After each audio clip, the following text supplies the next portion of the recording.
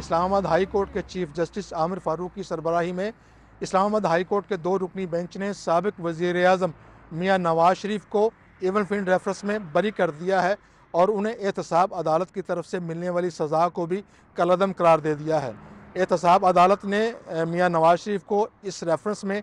10 साल कैद और 80 लाख बरतानवी पाउंड की सज़ा सुनाई थी। आज जब इसकी समाअत शुरू हुई तो आज की समाअत जो है वो गुज़श्ता समाअतों से इसलिए मुख्तलिफ थी क्योंकि सिक्योरिटी के सख्त इंतजाम किए गए थे और किसी भी आम फर्द को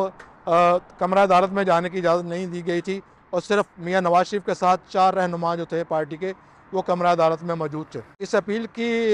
पैरवी करते हुए उनके वकील अमजद परवेज़ ने कहा कि एहतसाब अदालत और ख़ुद नैब रेफरेंस में और हत्ता के सुप्रीम कोर्ट के फैसले में भी कहीं भी ये नहीं लिखा हुआ कि ये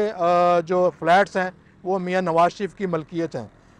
इस पर अदालत ने कहा कि इस रेफरेंस में तो हम पहले मरीम नवाज़ और उनके शौहर को बरी कर चुके हैं, तो क्या वो फैसला हम पर बाइंडिंग है? जिस पर उन्हें बताया गया बिल्कुल बाइंडिंग है और अदालत उसको फैसले को किसी तौर पर भी नज़रअंदाज नहीं कर सकती। तो फिर अदालत ने कहा कि ये हम केस क्यों सुन रहे हैं, और जब उन्होंने उसको इस फैसले में मियाँ नवाज शरीफ को बरी किया तो नैब के प्रोसिक्यूटर ने उन्हें कहा कि हम फ्लैगशिप रेफरेंस में भी जो अपनी अपील है वो वापस ले रहे हैं और इस रेफरेंस में एहतसाब अदालत ने मियाँ नवाज शरीफ को बरी किया था, जिसके खिलाफ नैब ने इस्लामाबाद हाई कोर्ट में अपील दायर की थी। मियाँ नवाज शरीफ के ख़िलाफ़ अब एक ही रेफरेंस बचा है, वो है अल अज़ीज़ा स्टील मिल्स। उसकी समाअत भी जल्द मतवक्को है। ताहम कानूनी माहिरीन का कहना है कि अगरचे कि मियाँ नवाज शरीफ इस रेफरेंस में बरी हो चुके हैं, लेकिन अभी तक